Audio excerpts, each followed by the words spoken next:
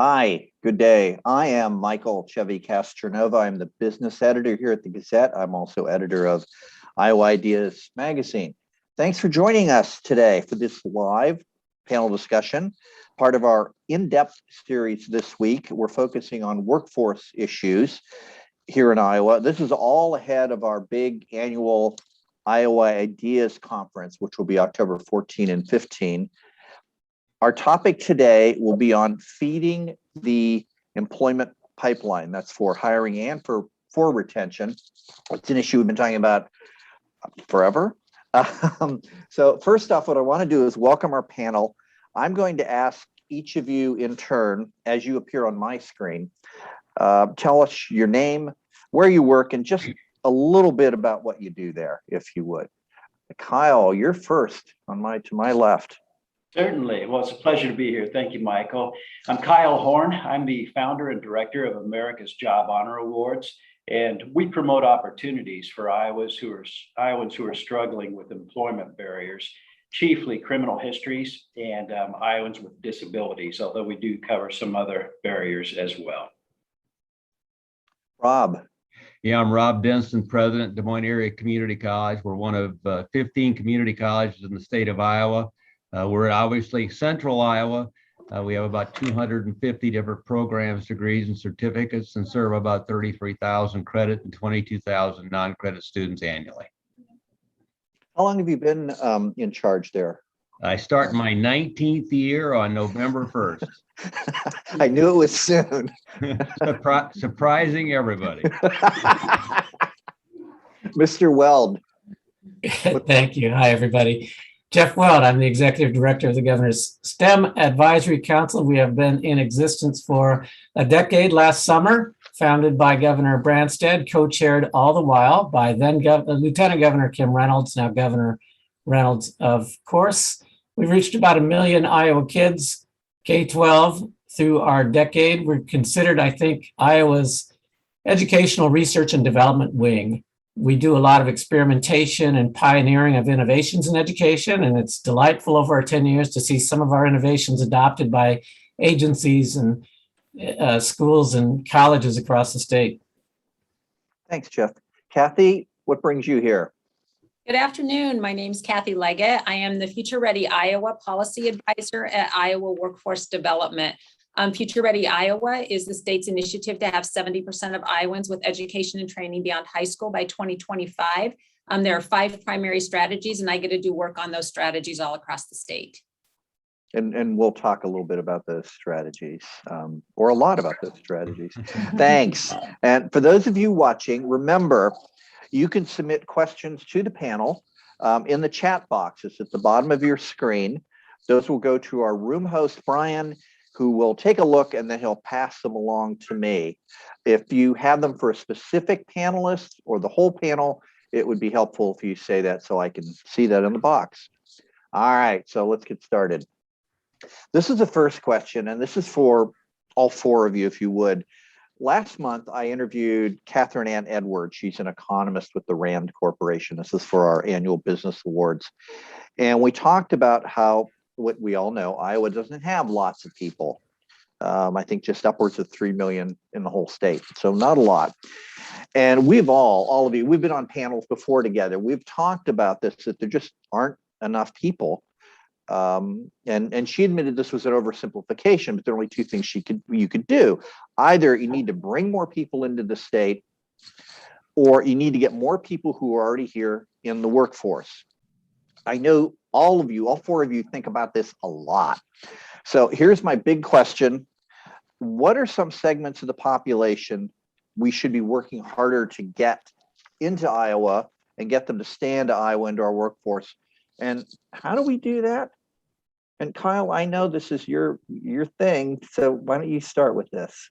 I appreciate that. And of the 2 options that you cited from the person at RAND Corporation, the area that I'm most focused on is the second, and that is getting more people who are in the prospective workforce in Iowa actually engaged. You know, traditionally, Iowa has always had a high workforce participation rate, around 66, 67%. which is great relative to the rest of the nation, but we think we can do far better. A lot of individuals have dropped out of the workforce, individuals who have criminal histories, people who have disabilities and have never connected the dots to a good matching employer. Right. So we're convinced that by working to generate more connections with those groups of individuals, we can dramatically increase the workforce participation rate. And Rob, what are you seeing from the business? You talk to businesses all the time. Well, I agree. There are a lot of individuals in the state that have stopped out of the market. One thing that's concerning, we know that at least 60% of the jobs now require more than high school, but no more than a 2-year degree, and most of the other jobs require a 4-year degree. So all of the great jobs require some training after high school. I saw some data from the Iowa College Aid Commission just this morning that only 57.3% of men are now going to college after graduating from high school within 1 year of graduation. 74% of women are going to college or post-secondary education. We know statewide, 33% of the total graduating class does not go on to college that next year. So we need to work harder to make sure that we're going after the students that we have in a pipeline of education leading toward great jobs. Kyle made a great point about ex-offenders or prisoners. 5,000 individuals are released every year back into their communities. The good news is that the government has now agreed to reinstate Pell for prisoners. So if someone in prison can actually draw down Pell dollars for training. We've not gotten a waiver yet to do that, but Fort Dodge has and Southeastern Community College has. Everyone will have it by 2023, but we're trying to expedite that because we're doing work in the prisons all the time. And we know that if they come out of prison with a skill and get into a job, recidivism's 9%. If they come out without skills, it's 29%. And you can monetize that, and that's a big number. Kyle mentioned the unemployed. I Workforce Development really can't share any information as far as names of all these individuals because of federal privacy law. But we've got a lot of people out there now that have stopped out.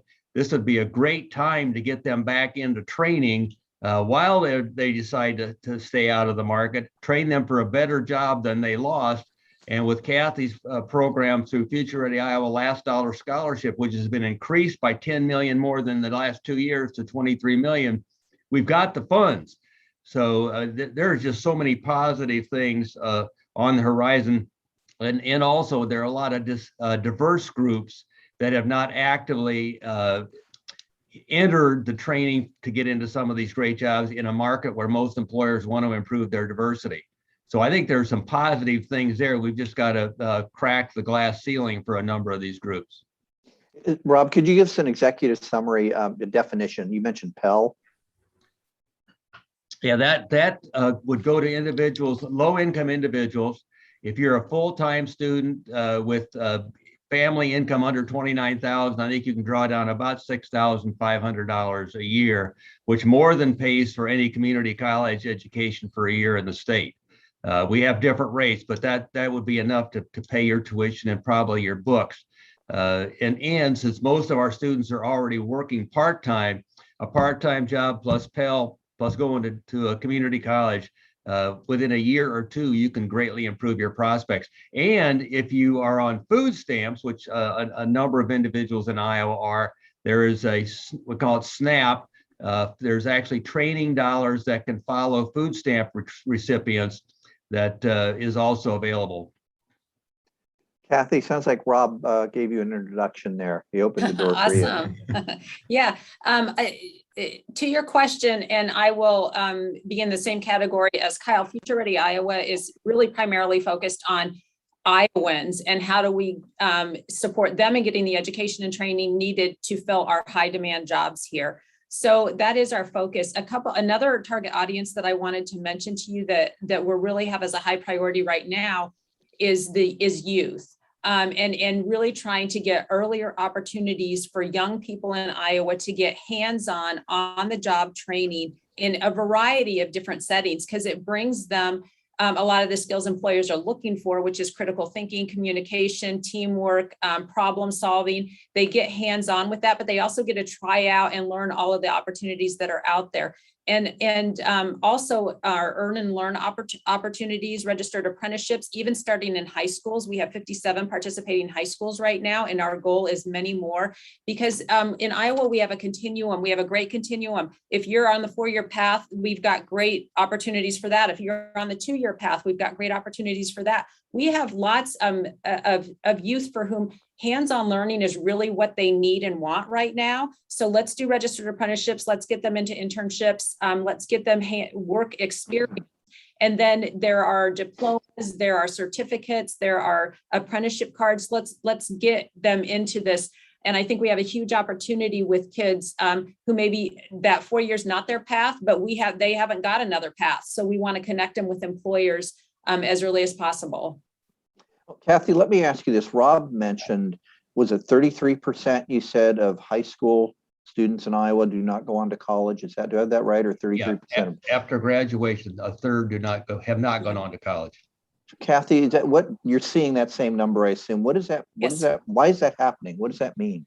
Well, I just from my experience of talking to people and what I see in the state and hear from other people is, I think that we have just a group of youth who aren't necessarily engaged in the traditional way we do education. And there are a lot of, even through STEM Best, through Jeff's programs, there are a lot of programs that are trying to get up and running to provide project-based, work-based experiences for kids in high school, and these hands-on opportunities, because they really would like to be doing that versus in a classroom. It's just not there for the way they learn even. And that's what I hear as well, is, kids learn in different ways. And I'm just not sure we've expanded enough to have all those opportunities available to all youth, which is what our goal is in the state. And so I do think that is part of the issue. I also think for good, bad, or otherwise, and I'm a homegrown Iowa girl. I was raised to go to college. I was raised that there was no choice. Iowa, Iowa State, or UNI. Where was I going to go?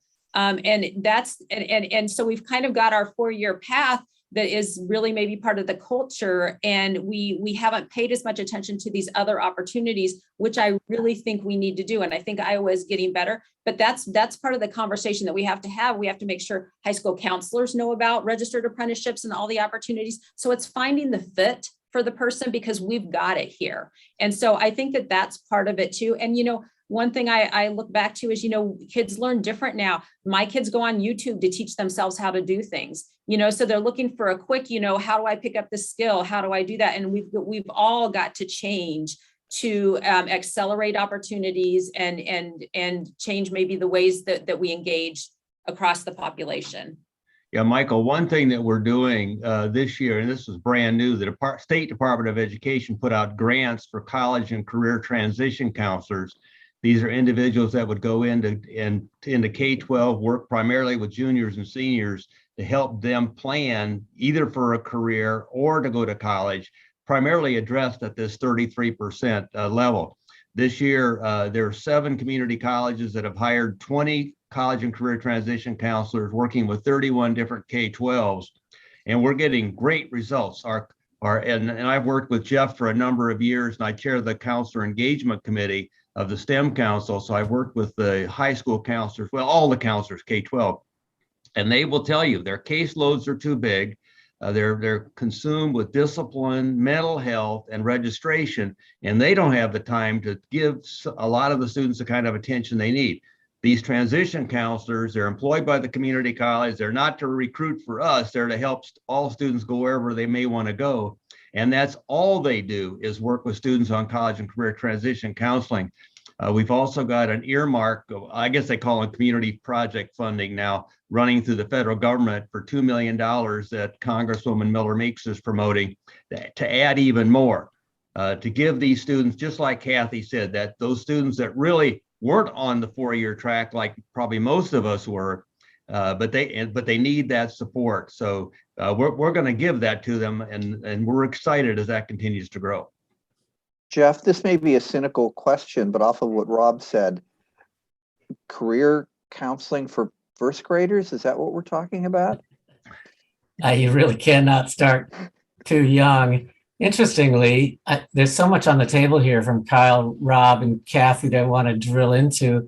I think I'll reinforce a point that everybody has made, and that Michael, you began the question with, what about this 1/3 of Iowans who are not college bound, and a significant proportion who are college bound are not ready to be college bound, and what's going on there? And the phenomena is a familiar one to all of us who have been in school. Maybe some of us were even subject to this concept called lost at sea. And I don't mean lost in the ocean. I mean lost in the grade letter C, navigating the high school experience undirected and uninspired, with not much of a trajectory upon graduation. You're going to wait and see what the world does to you, or in our experiences, you're told to head to college and you got a year to pick a major. That's a significant opportunity to inspire more kids earlier on, including at first grade level. And as Kathy said, that inspiration can start through commingling students and their teachers with the world of work. We've got some exciting evidence that, thanks to Iowa testing, inserting another item into their bubble sheet. I apologize to all Iowa test takers across the state for the additional questions, but one of the additional questions asks students whether they intend to live and work in Iowa upon completing their studies. And we're continuously amazed and very pleasantly surprised to find that the student response to that item is significantly higher among students who took part in some of these STEM programs, including as early as first grade, Michael. And we attribute that, we haven't entirely peeled that onion, but we attribute that to the point Kathy made, that kids in the STEM programs, about 100,000 per year, about 1/5 of all the kids in the state, comparatively express more likelihood to want to live and work in Iowa, because we're connecting students and their teachers to workplaces, and thereby inspiring students to really need jobs in Cedar Rapids and Dubuque and Davenport and Sioux City and Keokuk, where otherwise they all know of, a very limited spectrum of opportunities: dentist, doctor, nurse, teacher, when we know there's quite a spectrum. I will wrap, Mike, on this topic with humbly suggesting a third solution to Iowa's workforce shortage, besides training them up, and that is keeping Iowans in Iowa. That intention to live and work in our state. We export a lot of pork, we export a lot of corn, we also export some of our best and brightest. And if we can offer programming such as connecting students and their teachers to experiential learning, to relevant, contextual, meaningful, significant, and well-paying jobs here in the state, we're far less likely to lose them to dreamy-eyed Houston and Chicago and LA and Boston. That there's good livings and there's good quality of life here in Iowa as well. So Jeff, what is STEM? Give us just, if you would, what is STEM up to these days? How robust is that in Iowa? Iowa is certainly nationally recognized for the work that we do. Rob and 59 other leading thinkers sit on that council, co-led by Governor Reynolds and her CEO and owner of a company in Cherokee called Foundation Analytical Laboratory. So it's evolved a lot in the 10 years that we've been in existence. It began as a more pinpointed workforce development agenda specific to the sciences, technology, math, and engineering. But by now, the acronym is really antiquated. We're very much an innovation organization spanning the arts, the humanities, economics, the languages, family consumer science, career tech education generally, but also maintaining the core: computer science, engineering, mathematics, and the sciences, but in a transdisciplinary, cohesive, big questions, big investigative, hands-on, collaborative, community-connected educational experiences. And so today we've got a dozen programs that we've stood up over the years, all of which have that overarching theme to connect students and their teachers back to the communities and making relevant their algebra or their chemistry or their biology, et cetera. So are you saying not just jobs here in Iowa, but jobs not far from where they actually reside? I think that's We the need- premium, Michael, Yeah. to reintroduce students, teachers, families to community employers. I meet daily. I think Kathy spent this morning in Sioux City at Sabre Industries. I too am out in the communities regularly, meeting people in Esterville who did not know that there's Saturn Manufacturing behind a nondescript white wall across the street. They pay very well. They make products that ship around the world for high dollar, highly respected, very stable work that keeps folks in the beautiful community of Esterville, that sort of thing. And myself, as a former high school teacher in Pella, was not entirely sure what went on behind those brick walls at Vermeer Manufacturing or Rollscreen, now Pella Corporation. But by introducing teachers into the plant floor and students, there's a real eye-opening. There's an epiphany that takes place at the community level that people don't have to leave their communities that they love and they're comfortable in, and their families reside in order to have good livings and full lives. Okay, so we've been talking about training, and I know this question is going to come up from people watching. So look into your crystal balls.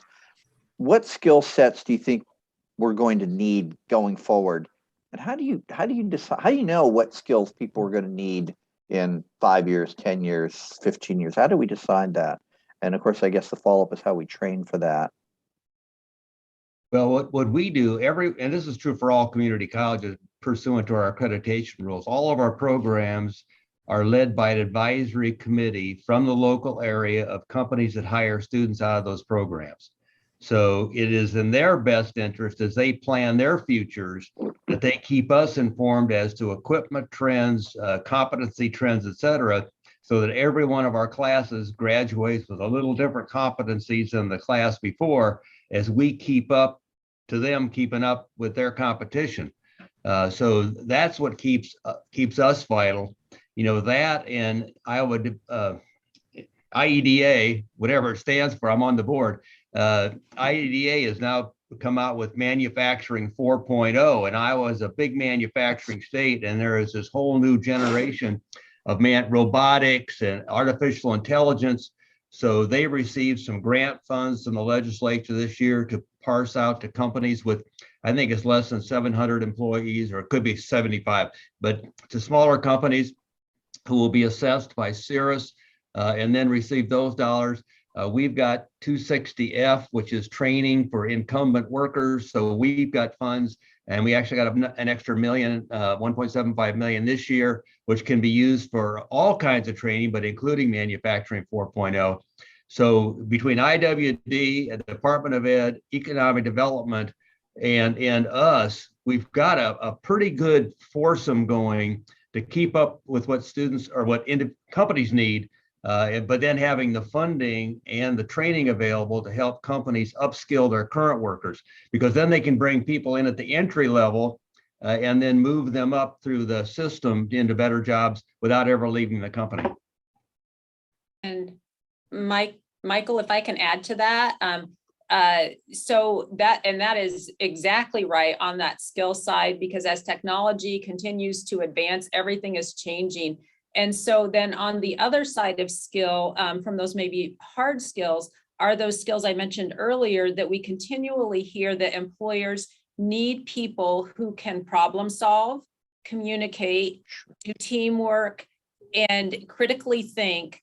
And then what I'm going to add to that really also goes into what Rob said is that they are continual willing learners, because that is what's going to take is as things change, is we have to be ready to continually learn, because everything else is going to continually change. So and I think that the work-based learning things that we have talked about really help strengthen those skills for anyone.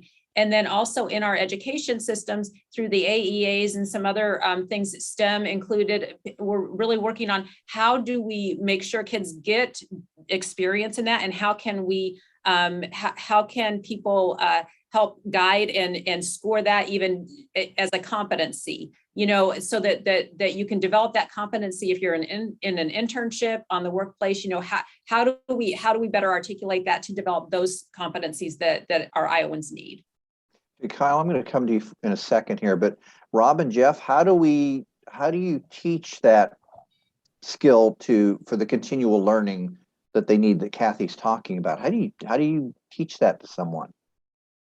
Yeah, what Rob and Kathy point out is a common challenge we face, which is that education exists in a bubble. So many career trajectories Right. exist in a bubble. Most teachers, including myself, endured K-12 or maybe thrived in K-12, whatever the case may be, and ended up at the university level in a teaching major.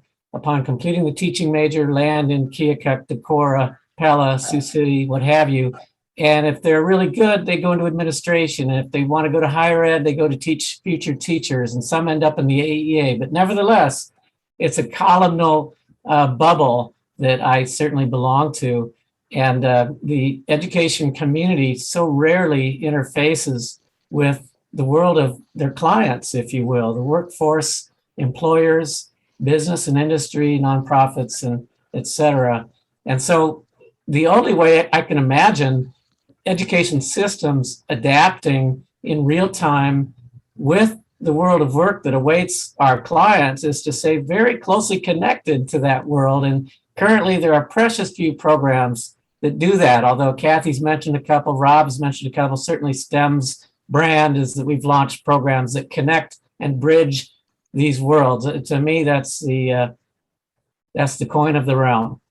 Well, and Kathy mentioned it several times, work-based learning is a big deal. We bake employability skills into all of our programs, particularly all of our career and technical programs. About 45% of our students are here to get the specific skills to go into a job. So in there, we build communication skills, we build teamwork, we build punctuality and work ethic, and because they need to do that in order to get through the class, because the class runs very much like a shop out in the business with the same equipment, et cetera. So we need to do that, but most of our students need to work. Our goal is to have them all find a part-time job, at least in the area of their study. While they're in those jobs, they learn so many of these skills about continuing, because in their company, we go to work for Carl Chevrolet, you go to a professional development seminar frequently to learn all the new technology coming out on all the new vehicles. That's no different than any other field that we train in. So if they can actually see it happen, and then when they're in that workplace, they're going to get a mentor one way or the other. And I credit so much of my work ethic and how I work to working in a feed mill back in the late 60s, because I paid more attention to the other people I worked with than what my father told me most of the time, mostly to his chagrin. But I watched them move up.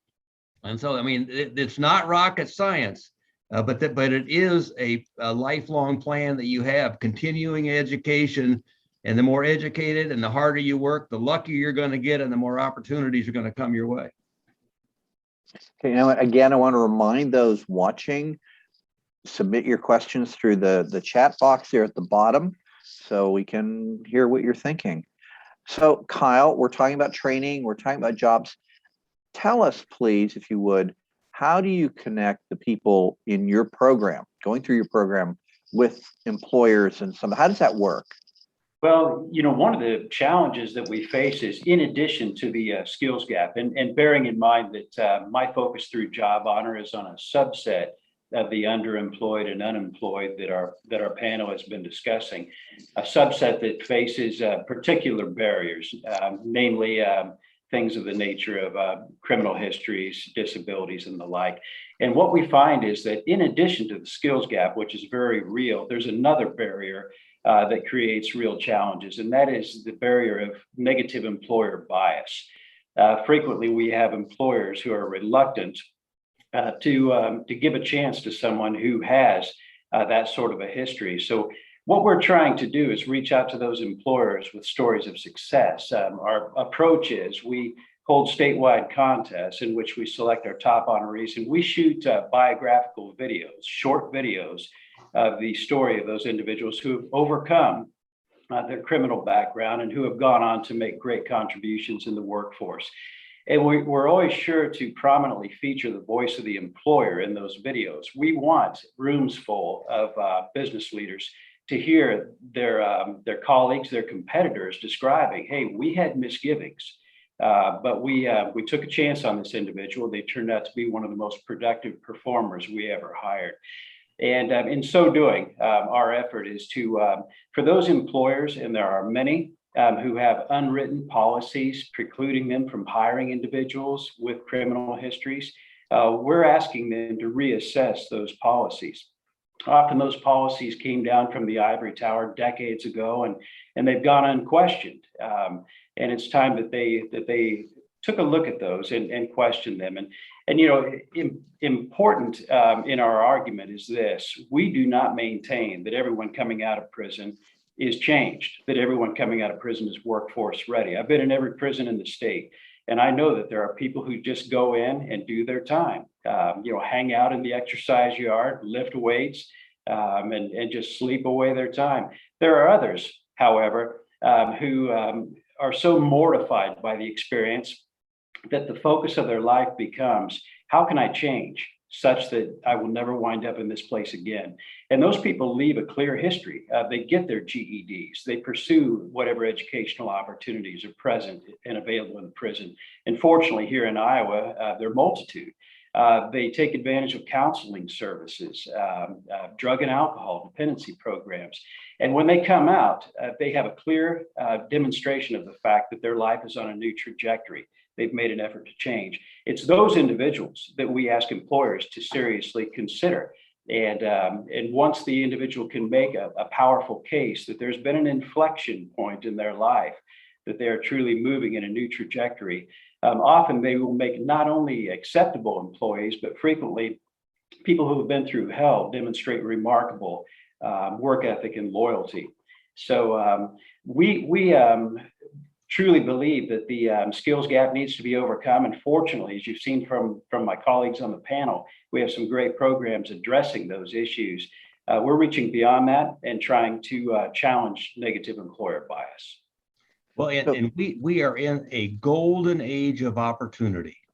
I mean, many low-income workers are getting paid more now because of workforce shortage. That's great for those families and for those hardworking individuals. And then for some of these other populations, such as ex-offenders, the disabled, et cetera, I mean, there has never been a better time because companies are more and more willing to give them an opportunity and give them a chance because the companies have limited choice. And it's, you know, you wish that wouldn't have to happen that way, but this works. And anyone right now who wants the job, I mean, again, between last dollar scholarships and Pell and other funding opportunities and open jobs at the end, this is a golden opportunity time.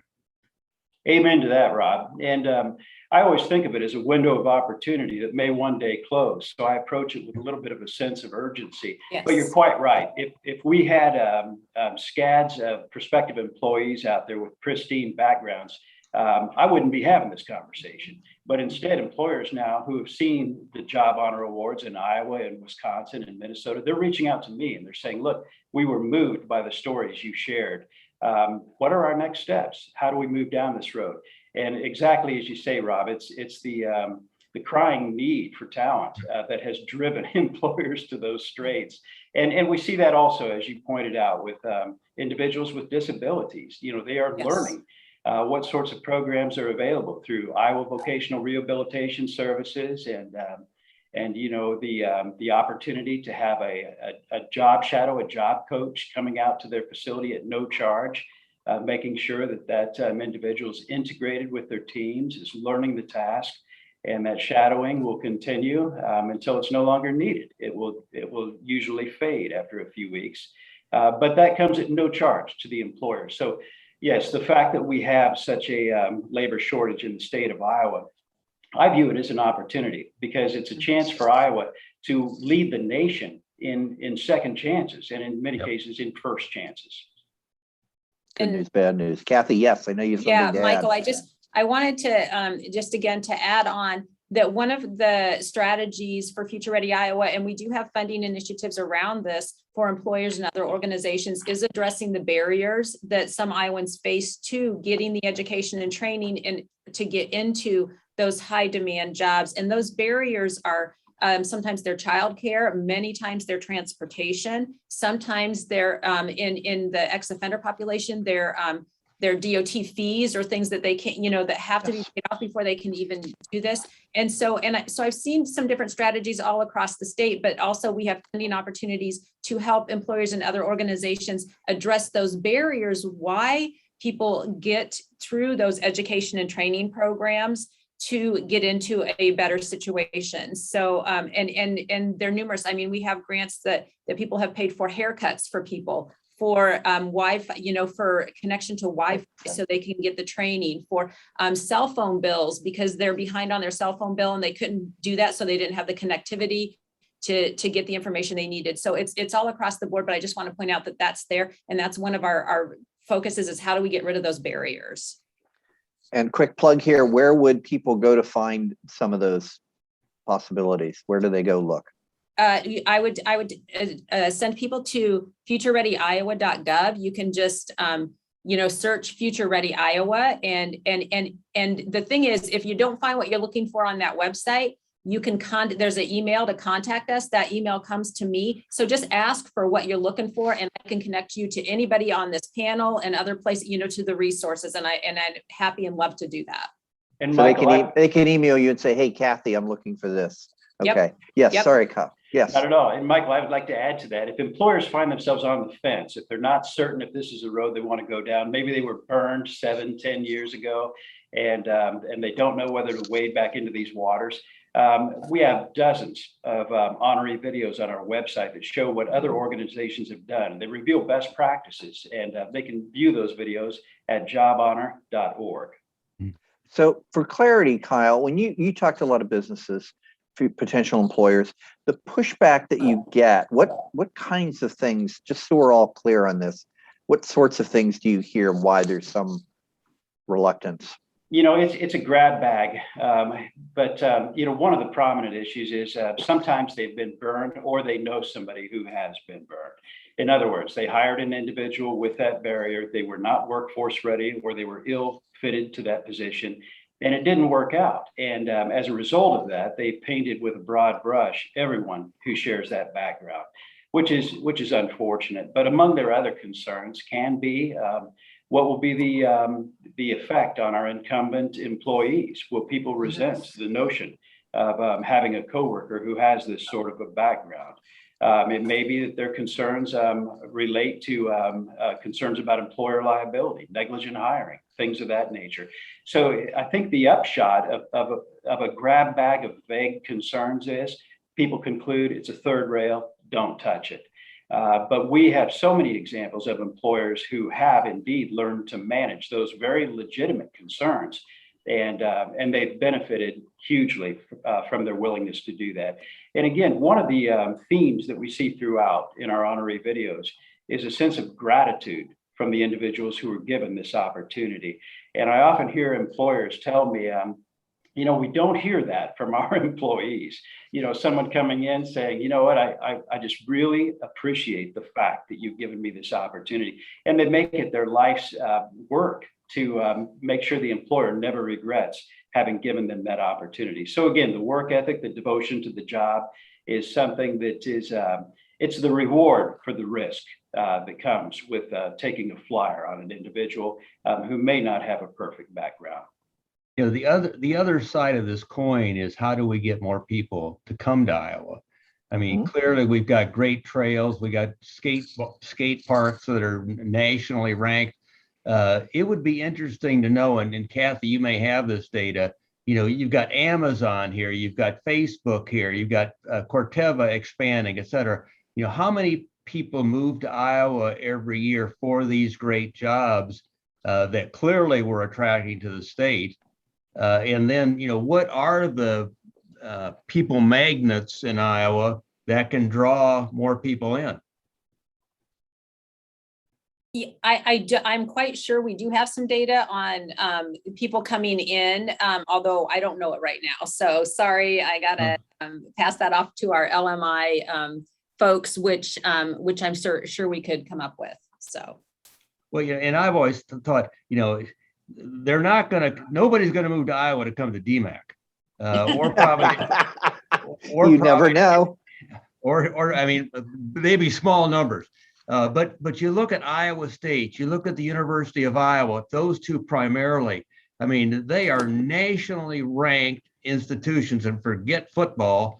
I mean, you would think that we should be getting behind them to bring in more individuals for these nationally ranked programs they have, and then focus on keeping them here once they get here. And there are probably other things also, but between big companies moving here and people having to follow them, that's one thing.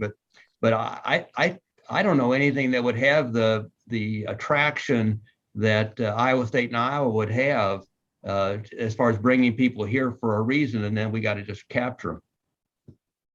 However, Rob, this cursed pandemic has also presented opportunity in that regard too, in several regards, in that people around the country, we all know some, can now live wherever they want and work at whatever corporation virtually. So expansion of broadband to all of Iowa's beautiful communities. Have you been to Eagle Grove lately? What a gorgeous town. And now you can work at your stock brokerage firm in Chicago from the riverbank in Eagle Grove. That sort of marketing, I know, is happening under Debbie Durham's watch. And I think we really have an opportunity to capitalize on a pandemic fallout, which has silver lining to it. Similarly, education systems have undergone an upheaval. And thanks to the pandemic, we have freshly tilled soil in the education realm that we can plant some new seeds in. We have this opportunity to fundamentally change what we teach, why we teach it, and how we teach, thanks to this complete scramble in our practices. So I think it's imperative, it behooves all of us to seize this opportunity. Don't let this crisis go to waste. Do not go back to normal when it blows over. And I think we're seeing some really positive signs. Jeff, you bring up that working remotely, and this came up in two of the earlier panels I did this week for our in-depth focus on workforce. Now that certainly for white collar jobs, workers can live anywhere, maybe, and if they get hired, get a job working for somewhere else. Why would someone be, I mean, Iowa's wages are relatively lower than some other places for a number of reasons. And are Iowa employees even thinking about employing people who live elsewhere? I mean, is there any effort to that? Are we seeing that at all? Kathy, do you hear anything like that at all? I haven't honestly heard a lot of conversation around that. What I was thinking when you were speaking, though, is one place where I think we have some opportunity to expand and bring more opportunity to folks in Iowa is through training of remote work, because that in itself is a skill set. Just because you know how to get on a computer doesn't know how you know how to do an 8-hour workday and schedule your time and manage what's at home and what, so working remote. And there is some very short-term training for that, but then also where my head has gone in a couple other states, I believe, have been doing this, is training offered to a couple things. So remote trainers. So we have people in other areas of Iowa that if they can get the broadband, can work for a company in a larger city, but they don't have to move or leave. Also training for supervisors who supervise remote trainers, because that's a whole nother, again, ball game that there's some technical assistance for. But the other thing is some of our companies in Iowa, is to actually do have training to look at what you offer in your company and what are the things that you could do remotely, possibly, that don't have to be on site anymore. And can you make those opportunities available to somebody in, Earlham or Keokuk or someplace that maybe has that skill set but doesn't want to move there? So can we employ them in the remote? And so I think this is a whole area to look at to even make more opportunities available to people who are perhaps in our rural areas and want to stay there, but aren't finding what they're looking for in a job. And Michael, to your question, before founding Job Honor, I worked for a number of years in the staffing and recruiting industry. And I can speak firsthand to the challenges of trying to recruit individuals, say, from the coasts to a position in Iowa. And obviously it speaks to a branding problem, and I think it's something that we're working to overcome. But, we would reach out to candidates frequently for your higher level and executive positions. And it was evident that their mental picture of Iowa was something akin to Mayberry RFD. And that metaphor probably ages me, but you get the idea. I knew what you meant, though. I knew it. But at any rate, we struggled. And what we found was that, and it's almost axiomatic among recruiters, that it's a lost cause unless the individual has ties to the Midwest. And then you've got a foot in the door, because then they've experienced the Midwest. They're aware of the actual reality. But I do think that the flyover state image is something that we need to continue to overcome. And I know that we have a lot of organizations doing a fantastic job on that branding issue. The Greater Des Moines Partnership, Grow Cedar Valley, they're making sure that people see the images and hear the statistics that put the reality on what is frequently a misapprehension of what we are like. I want to remind people watching, we've got about a dozen minutes left. So if you have your questions, now it's time to get them in. Rob, you and I talked about this at an Iowa Ideas conference panel 2 or 3 years ago. And we talked about this notion of businesses needing to invest, whether that's in daycare for their employees, which is training, because not everybody comes as a fully certified welder who speaks German, has 2 degrees in biology. Sometimes there needs to be some training done. Are you seeing employers being any more willing to invest in training than they were 5, 10 years, however, 19 years ago, whatever that would be? Absolutely. In fact, there's not a day goes by now where I'm not seeing something in the media about another company willing to pay for college education and training. I think it was Walmart just recently, then Amazon just recently. So I think all companies understand that is a almost expected fringe benefit anymore. And then on the flip side, as we talked earlier about companies really being hungry for workers, I mean, they're looking at work-based learning opportunities. They're talking about finding ways to hire high school juniors and seniors, even below the age of 18, and getting them into these buildings.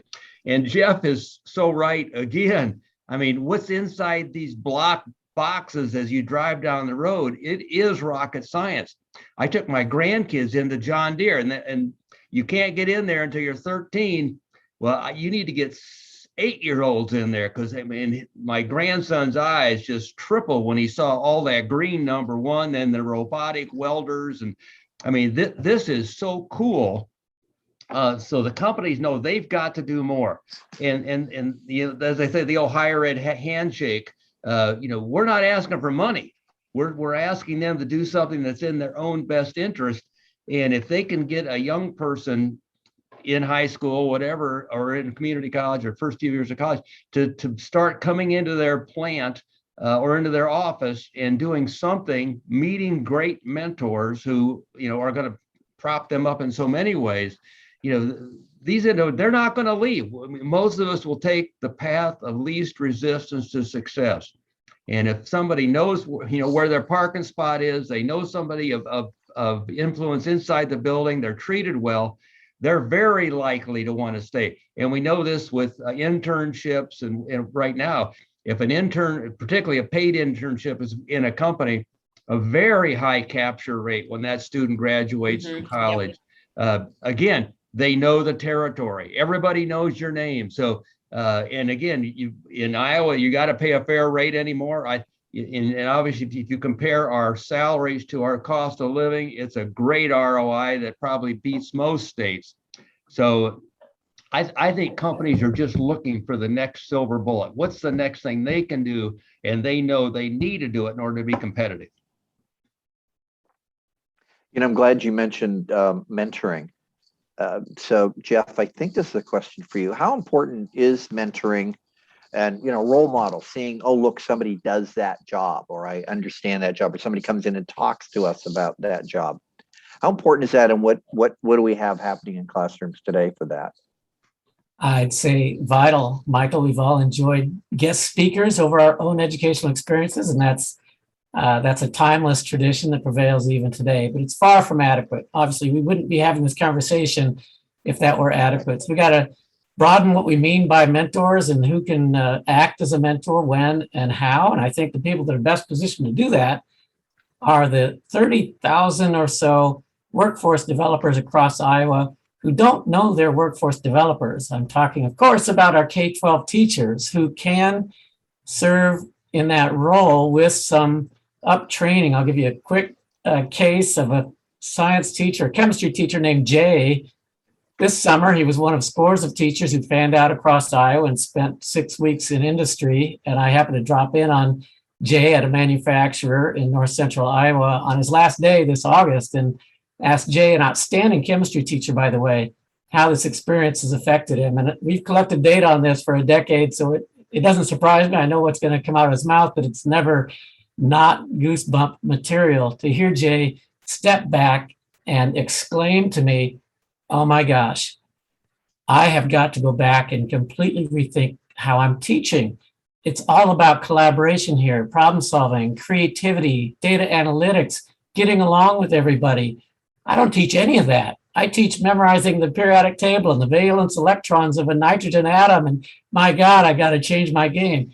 And that's a frequent lament of teachers who go through these industry summertime experiences. He goes back as a mentor, as all the teachers who take part in these industry immersions do. But it's a slog. It's hard to get teachers to give up the amount of time that it takes for that transformation. There's snapshot style externships emerging across Iowa, and they're good, but they have a very different goal than changing the nature of a teacher's philosophy of teaching, transforming them all into mentors so that these 30,000 army of educators can be our army of workforce developers, a role they presently often don't embrace.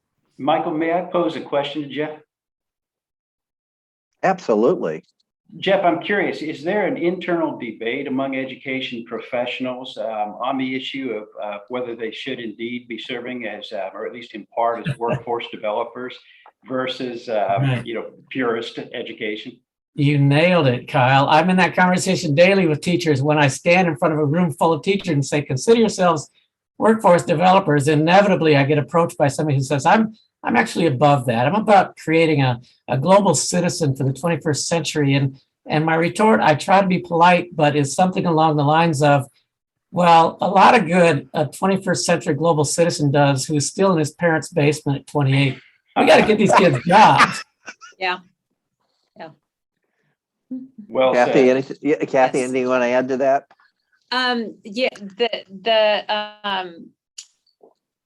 The one thing I wanted to throw out as a thought that as I've seen these externships and other things, and I'm just throwing it out because maybe there's somebody out there who can make this move, is as we're educating teachers, we have a lot of colleges here that educate the teacher profession. And I know that they fit into curriculum. You go and you teach in a classroom, I can't remember what that's called. Student teaching. Yeah, student teaching. Yes. Well, why don't we put in a 6-week or a semester of working in the field like the externship? Why don't we do that while they're getting trained? And then they come out with that kind of mindset. So I'm just throwing it out because I think it's a good idea. It's on my to-do list, Kathy. We Nice. just got an approval to propose an expansion of the summer teacher externship program to teaching majors. Although Right. another lament that Kyle would probably think of that I'll just go ahead and touch upon is there's a reflexive fear that a program that puts teachers in industry in the summertime will exacerbate the teacher shortage. They'll discover what fun it is in industry and never go back to classrooms. Well, The opposite is actually true. Over the 600 and some teachers who have done this project, all of whom get debriefed at the completion, with the question, are you all right going back to teaching? More than ever, to paraphrase the response Nice. of teachers, I think they are who they are and they're doing what they do because their heart pulled them in that direction, and exposing them to industry is a nice and thank you very much, but no thanks, I'm really where I belong. Well, and Jeff and I are in a meeting tomorrow. There's a group called the STEM Guidance and Career Working Group, Kathy, and it's got ABI, the Business Council, IWD, IEDA, Department of Ed. I'm sure Jeff will bring that specific thing up because it's on the table. I actually think I'm going to be there for the directors, so I can back you up, Jeff. Okay. Thank you. Let's Free do it. lunch at the DMAC Bistro. All right, so we are now we're at 4 minutes here. So this is the speed dating portion of the panel. One question for each of you is just give us your thoughts. So we're talking about what employers want. What do employees want? The potential employees, what is it they say they want out of their 21st century job? Kyle, what do you hear? What do they say when they talk to you? Well, within my subset, people with the particular challenges, they want a second chance. They want someone who will be willing to hear their personal narrative, to hear their story, so that they can make a case for the fact that they have changed. And frankly, as a former manager of a staffing firm, the last thing I want to do is encourage employers to hire someone who's not workforce ready. Nothing is served by doing that. So, you know, there's people coming out of prison that I wouldn't touch with a 10-foot pole, but there's others coming out who are deserving of that second chance. That's what they want, Michael. And similarly, individuals with disabilities, they want that opportunity to become involved in society, to prove their worth, to prove their value, and to obtain from participation in the workforce all the wonderful ancillary benefits that have come to each of us. Rob, with the students at DMAC, what do they say they want out of a job or a career? They want to be able to make a difference, work in an ethically sound company that has strong social values, and they want to do something bigger than themselves. That's what turns them on. They want to be seen and recognized as a vital piece of that enterprise. Jeff, what do you hear back from the STEM programs? I'm going to slightly change your question, Michael. Humbly, I'm going to substitute Fair enough. Iowans for employees. What do Iowans want? We have the wonderful service of the UNI Center for Social and Behavioral Research cranking out an annual report on our work and what we can do better. And one of their endeavors is to interview Iowans, thousands of Iowans annually, about STEM education, work-based learning, the topics that are on the table today. 90% of randomly surveyed adult Iowans strongly support a STEM education priority for the schools of the state. And that's for all the reasons we're all talking about: connecting students to the world of work and inspiring them when lost at sea. But the next question asked of parents who 9 out of 10 times say yes, STEM education is, do you currently think STEM education is emphasized in your child's school district? And that drops to 56% agreement. So we have an opportunity gap there too, that the community is speaking loudly about supporting the efforts that we're all talking about here today. But education systems need to get that message. And I'm so pleased for the opportunity to put that message on the table today, Michael. Thank you. And Kathy, what are you hearing at the state level? What do they want? Well, I was just as I said, I was in Sioux City this morning at an employer roundtable, and that was one of the questions that was posed to employers is if you have people not staying, are you getting any feedback from them why they're not staying? You know, what is it that they're looking for? And so some of the things that were highly mentioned was flexibility. And then with scheduling and different opportunities, wages were sometimes mentioned, but the other thing that was mentioned was they want to feel valued. And that's going to be, it's a subjective thing. It's a different thing for everybody, but that their employees who feel valued will stay above the wage issue or others. And so that's just what I heard this morning. Okay. Thank you. We are now at time. Remember, you can watch the other panel discussions we're hosting during our focus on workforce every day through Thursday. Our executive editor, Zach Kucharski, will be here with a panel this time tomorrow. You can also take a look at my previously recorded interview with Andy Challenger. He's with the global employment firm of Challenger and Gray and Christmas, also on this site. Again, if you missed any of the earlier panels, they are being uploaded to our site. And if you've not done so yet, and I don't know why you haven't, if you haven't done this, register for our Iowa Ideas Conference. It's October 14 to 15. It's free. It's right here. It's online. Same website. Along with our many panels, we'll have count them, three keynotes. David Gould, visiting professor at the University of Iowa's Public Policy Center. Peggy Whitson, the NASA astronaut, current collaborator with SpaceX, and Thomas Abt, who's the author of Bleeding Out, The Devastating Consequences of Urban Violence, among other books. Again, I want to thank our panel. I want to thank you for watching, and tune back in tomorrow. Thank you. Have a great day. Thank you. Bye. Thank you. Thank you. Great.